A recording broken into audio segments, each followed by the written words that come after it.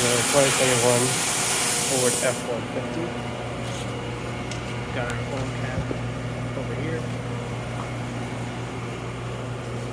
And our oil filter right here. Okay. And use a 27mm for that oil filter.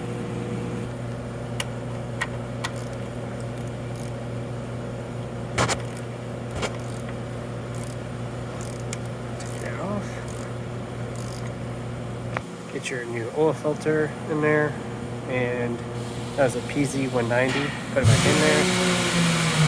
All right, gonna get an 8mm socket to decide to focus.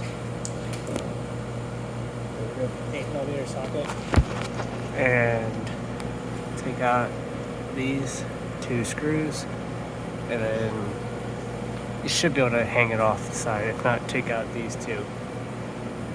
As well.